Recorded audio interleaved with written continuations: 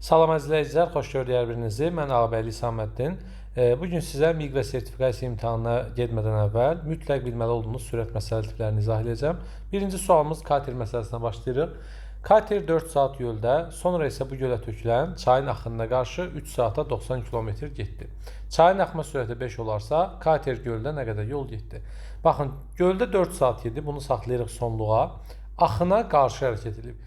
Bilirsiniz ki, axına qarşı hərəkətdə sürətlər çıxılır. Bax, zaman verib bizə 3 saat. Gedilən yolu verib bizə 90 km və çayın sürətində verib 5.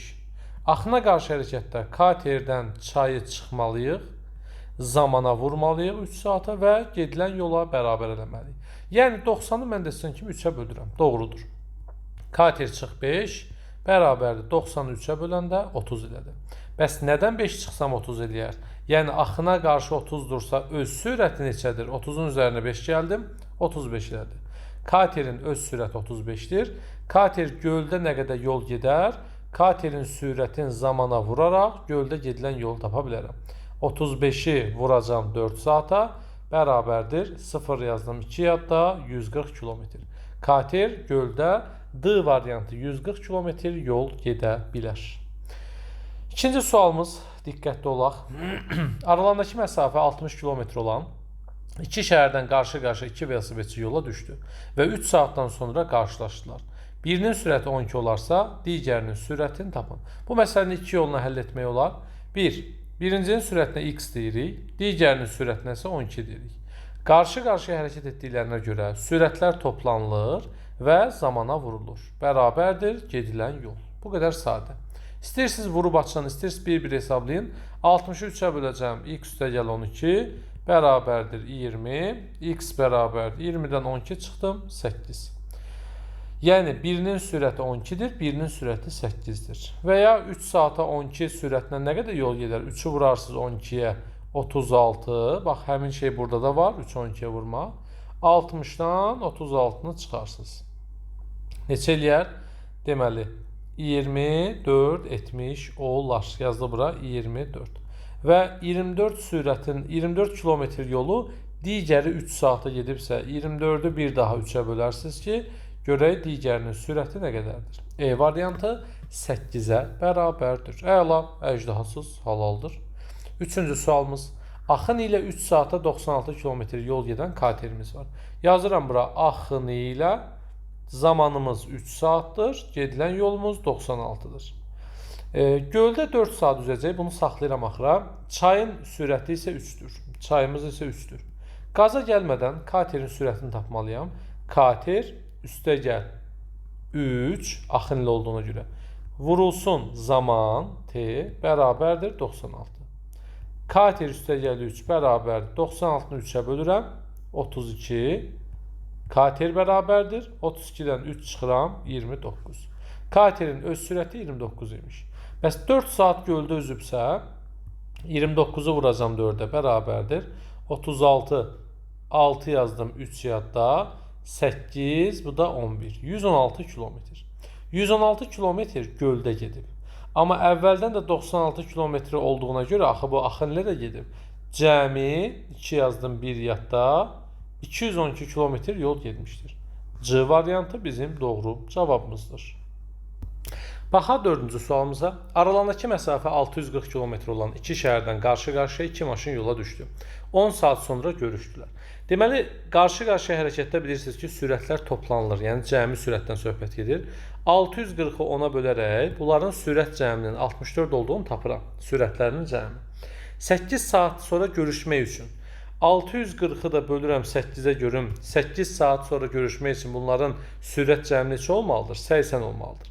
İndi bizə deyir ki, hər biri sürətin eyni nə qədər artırmalıdır?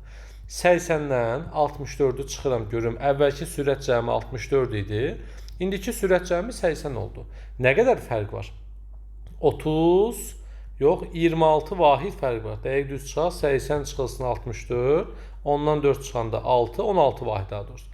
16 vahid fərq var, düzdürmü? İndi cavabı qaza gəlim D variantı götürünmü? Xeyr.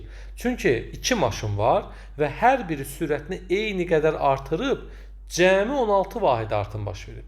Deməli, biri sürətini nə qədər artırıb? 8 vahid artırıb. Məsələnin şərtinə bir daha baxın. Əvvəl 640-ı 10 saata gedəndə sürət cəmi 64 idi. İndi 640-ı 8 saata gedəndə sürət cəmi 80 olur. Cəm birlikdə 16 vahid artdı. 16 vahid biri artmayıb ki, ikisi bir yerdə artıb. Ona görə biri təkcə 8 vahid artmışdır. B variantı bizim cavabımızdır. 5-ci sualımıza baxırıq. Bu videomuzu bəyənib paylaşa bilərsiniz. Kanalımıza abunə deyilsə, abunə olub bildirişləri də açmağı unutmayın. İki şəhərdən qarşı-qarşıya iki maşın yola düşdü. Maşınlardan birinin sürəti 56, digərinin sürəti isə bundan 15 km çoxdur. Deməli, bir maşının sürəti 56-dır. Digəri isə 56-dan 15 km/saat çoxdur. Bir yazıram, bir yadda 71-dir. Yazdım bura 71. Bunlar qarşı-qarşıya hərəkət edəndə görə bunları toplayıram və vururam zamana. Bərabərdir. Qaydamız da budur ki, 4 saatdan sonra onlar arasında 15 km məsafə qaldı. Yəni S çıx A. A nədir? Həmin arada qalan məsafə. Yəni bunlar bütöv yolu gedə bilmirlər. Aralarında məsafənin 15 kilometri qalır. Buna görə bunu S çıx 15 kimi yaza bilərik. Təbii ki, bu 15-i sola keçəndə toplama əməliyyatı baş verəcək. Görürəm etdiklərinizi. Düz eləmisiniz. Buranı hesablayaq. 6-nın üstə 1 yəni 7. 127 vurulsun 4 bərabərdir. S çıx 15. İndi mən 127-ni əvvəlcə 4-ə vuracam və alınan cavabın üzərinə 15 gələcəm. Çünki 15 sağdan sola keçəndə nə olur? İşarəsi dəyişir. Buraya deyir 508, üstə gəl 15 bərabərdir S. 508-in üzərinə 15 gələndə S bərabərdir 523-ə. E variantı bizim doğru cavabımızdır. 6-cı sual. İki məntəqədən motosikletçi və mini maşını qarşı-qarşıya yola düşdü. Motosikletçinin sürəti 48, maşının sürəti isə 60-dır. Motosikletçi mini maşından 3 saat əvvəl yola düşür. Deməli, motosikletçi mini maşınından, minikdən 3 saat çox olmalıdır. 3 saat artıq göstərməlidir. Və bizə motosikletçinin 8 saat yolda olduğunu verir. Burada bəzən müdavimlər götürür 8-in üstə 3 gəlir, mini maşını 11 yazır və sualın evin yıxırlar. Amma siz anlamalısınız ki, sizə çox olanı göstərir motosikletçini və onun 8 saat yolda olduğu məlumatını verir. Sən də başını işlətməlisən ki, bu 3 saat çox ola-ola 8-dirsə, deməli bu 3 saat az ola-ola 5 olacaq da. Yəni həm deyirəm mənim səndən 3 manat çox pulum var, həm də öz cibimdəki pulu sənə deyirəm 8 manat. Sən deyirsən ki, sənin məndən 3 manat çox pulun ola-ola 8 manatın varsa, deməli səndə, yəni mini maşında 8-dən 3 manat az, 5 manat var. Motosikletçi 8, mini maşında 5 saat yolda olub.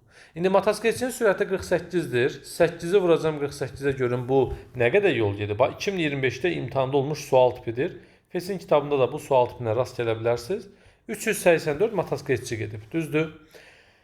Və mini maşını isə 60 kilometrdir. Motosikletçinin sürəti 48, maşının sürəti 60-dır. 5 saata 60 sürətlə 300 kilometrdə bu gedib. İndi bunlar qarşı-qarşıya hərəkət edədiyinə görə toplayacağım. 384 üstəgəl 300 bərabərdir 684 kilometr. A variantı bizim cavabımızdır.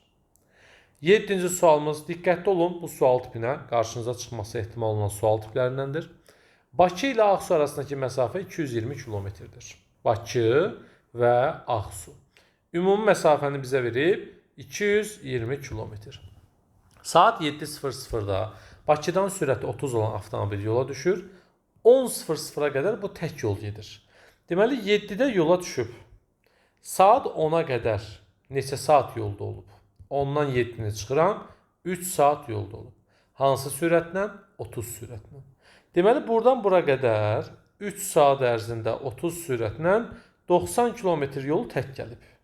Başa düşürsünüz? 220 kilometrdən 90-ını bu tək gəlib. Heç kəs buna qarşı gəlməyib. 220-dən 90-ı çıxıram, yerdə qalır 130 kilometr. Saat oldu 10. Bu maşın buradadır, sürəti 30-dur. Digər maşın, sürəti 35 olan maşın saat 10-da Ağsudan Bakıya doğru hərəkətə başlayır. İndi saat 10-da bu buradaydı, 30 sürətlə gəlir. Saat 10-da bu da buradan çıxıb 35 sürətlə. Qarşı-qarşıya hərəkətdə sürətləri toplayıram. Zamana vururam, bilmirəm zamanı, axtarıram. Bərabər edirəm gedilən yola 130-a. 65 vur T 130-dursa T'miz 2 saatdır. Yəni saat 10 fısır-fısırdan 2 saat sonra 12 fısır-fısırda onlar görüşəcəklər. B variantı bizim cavabımızdır. A məntəqəsindən 11:00-da nöqtələr düşmür, bunları qeyd edək.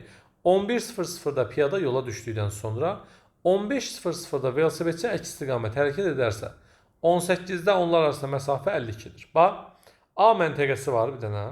Saat 11-də piyada yola çıxır. Saat 15-də velosipedçi yola çıxır əks istiqamətə. Və bunlar saat 18:00-da dayanırlar. Və bunlar arasında məsafə 52 olur. Bura piyadanın yoludur, bu da velosipedçinin yolu. Birinci sual, piyada neçə saat yolda olub? 11-dən 18-ə qədər neçə saat yolda olub? 7 saat yolda olub. Deməli bizim bu piyada 7 saat yol gedib. Bəs velosipedçi neçə saat yolda olub? 15-dən 18-ə qədər. Neçə saat eləyir? 3 saat yolda olub. Deməli velosipedçi də 3 saat yolda olub. Velosipedçinin sürəti verilib bizə saat 8 km/saat. Deməli 3 saata 8 sürətlə 24 km yolu velosipedçi gedib. 52-dən 24-ünü velosipedçi gedibsə 12-dən 4 çıxanda 8, bu da 27. Qalan 27 kilometri də piyada gedib.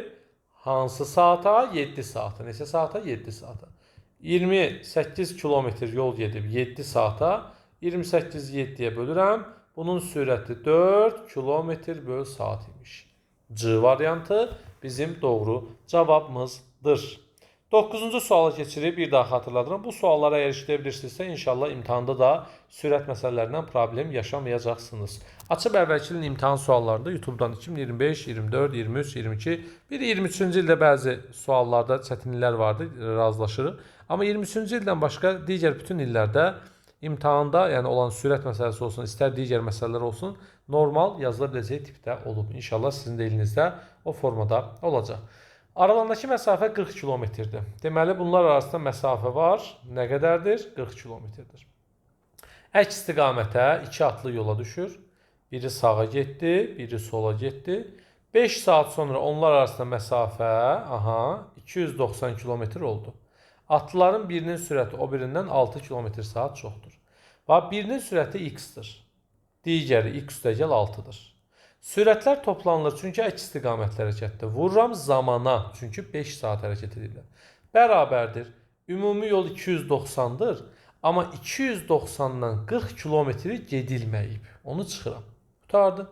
X-dan x-in cəmi 2x-6 vur 5 bərabərdir 250. İstəsəm mötərizəni vurub açaram. İstəsəm 250-ni 5-ə bölərəm. Mən 5-ə böləcəm. 2x-6 bərabərdir 50. 2x bərabərdir. 50-dən 6-nı çıxıram. 44. X bərabərdir 22. Sürəti az olan 22-dir. Sürəti çox olan 22 + 6 28-dir. Doğru cavabımız olur. Sürəti çox olan atlının sürəti A variantı 28-ə bərabərdir. Baxaq 10-cu sualımıza. Bu arada videomuz sizə faydalıdırsa videomuzu bəyənin, paylaşın və kanalımıza abunə deyilsinizsə abunə olub bildirişləri açmağı unutmayın. Rəydə də öz sözlərinizi bildirməyi bizə motivasiyadır. Getdik. Saat 8:00-da stansiyadan sürəti 45 olan qatar yola düşdü. 4 saatdan sonra həmin stansiyadan onun ardınca sürəti 70 olan ikinci qatar yola düşdü. Həmin gün saat 15:00-da qatarlar arasında məsafə neçə kilometr olar? Diqqətlə baxın. Saat 8-də biri yola çıxıb. 8:00-da. Digəri isə 4 saatdan sonra. 4 saatdan sonra yəni neçədə? 12:00-da digəri yola çıxıb. Əla. 8-də yola çıxan sürəti 45-dir. 12-də yola çıxan sürəti 70-dir. İndi bizə deyir ki, həmin gün saat 15:00-da onlar arasında məsafə nə qədər olar? 8-dən 15-ə qədər bu 7 saat yolda olub. 12-dən 15-ə qədər bu 3 saat yolda olub. Mən də 45-i 7-yə vuraraq bunun getdiyi yolu tapacağam. 45-i 7-yə vurum. 45 vur 7. Elədi 315. Yazdım bura 315. Bir də 70-i 3-ə vuraraq bunun getdiyi yolu tapıram. 210. Və eyni istiqamətli hərəkət olduğuna görə sürətlər də yollarda çıxılır. Çünki Mən də 315 getmişəm, sən də 210 getmisən. Bizim aramızda nə qədər məsafə qalıb? Bunu soruşur. 15:00-da bizim aramızdakı məsafəni soruşur. 105 kilometr məsafə qalmışdır. A variantı bizim doğru cavabımızdır.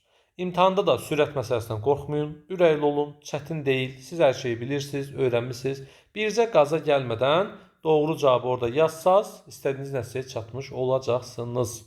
11. Sürəti 12 olan kater, sürəti 3 olan çayda axın ilə 5 saat. 12 katerdir, 3 çaydır. Axın ilə olanda toplayıram, vururam zamana. 15-i 5-ə 75. Axına qarşı olanda katerdən çayı çıxıram 9, vururam 2-yə 18. İndi deyin görüm, axın ilə və axına qarşı cəmi nə qədər yol gedib ikisi birlikdə? 93 kilometr. Bu cəmi qət olunan yoldan 27 artıq yolu, 93-ün üzərinə 27 gəlirəm. 93-ün üzərinə 27 gələndə 120 edir. 120 kilometr yolu göldə həmin katerin 8 saata gedə bilməsi üçün. 120-ni böləcəm 8-ə, 120 bölünsün 8. Niyə? Sürəti tapa bilmək üçün. Eləcək 15. Qaza gəlib cavabı A variantı götürsəm, sualın evini yıxacam. Bəli, yıxacam sualın evini. Çünki məndən deyir ki, mənə deyir ki, nə qədər artırmalıdır? Nə qədər artırmalıdır? Əvvəl 12 idi, indi 15 oldu. Nə qədər artırdı? 3 vahid artırmış oldu. C variantı yazanlar doğru cavabı qeyd ediblər.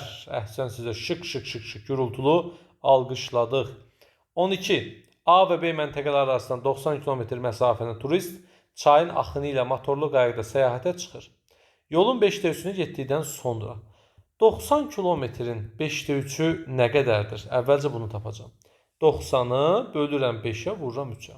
Elədi 54. 90-dan 54-ü axın ilə gedibsə, yerdə nə qədər qalır? 36-sı qalır. Baxın, şəklini çəkirəm. 54 kilometr və 36 kilometr. Axın ilə hərəkət edir. Axın ilə olanda həm katerin sürəti, həm də çayın sürəti toplanılır. Yəni, 14 ilə 4-ü toplayacağım 18. 54 kilometrlik yolu 18 sürətlə gedəndə 54-ü bölərəm 18-ə 3 saat etmiş olar. Deməli, 3 saat axın ilə getdiyi yoldur. 3 saat. Bəs motoru söndürəndən sonra nə baş verir? Baxın, bayaqdan motorda işləyirdi, çay da itələyirdi. İndi motor söndü, yəni 14 yoxa çıxdı. Ancaq 36 kilometr yolu 4 sürətlə qət eləmək lazımdır. 36-nı 4-ə bölürəm, 9 saatda buradakı zaman sərf olunmuş zamandır. Səyahət neçə saat davam elədi? 3 + 9 bərabərdir 12 saat. D variantı bizim doğru cavabımızdır. D yazanlar düz yazıblar. 13-cü sualımız. Avtomobil 1287 kilometrlik yolun bir hissəsini 55-dən, digərini isə 77 sürətlə getdi. Yolun ikinci hissəsində avtomobil birincidən 3 saat artıq vaxt sərf etdi. Bax, bizim 2 hissəli yolumuz var. Bir hissədə sürət 55-dir, digər hissədə sürət 77-dir. Birinci hissədəki zaman x-dır, bilmirəm də nədir, t-dir, x-dır, yazıram x. İkinci hissədəki zaman isə x üstəgəlinsin 3-dür. Yəni 3 saat artıq. İndi ümumi gedilən yolu tapmaq üçün 55 vur x-la, yəni buradakı gedilən yolla 77 vurulsun x üstəgəl 3-ü, yəni buradakı gedilən yolu toplayıram və bərabər edirəm ümumi gedilən yola 1287-yə. Qutardı. 55x üstəgəlinsin 77x üstəgəl 77-ni vuracam 3-ə. Eləcə 231 bərabərdir 1287. Çünki bu iki gedilən yolun cəmi 1287 edir. Qalanı hesablama hissəsidir. 55-dən 77-ni toplayanda 132x bərabərdir 1287-dən çıxacam 231-i. Eləcək 1056. X də bərabərdir 1056-nı böləcəm 132-yə. Eləcək 8. İndi bizdən deyir ki, yolun ikinci hissəsində neçə saata getdiyini tapın. Birinci hissədə 8 saata gedib. İkinci hissədə isə 8 üstəgəl 3, yəni 11 saata getmişdir. B variantı doğru cavabımızdır. 14.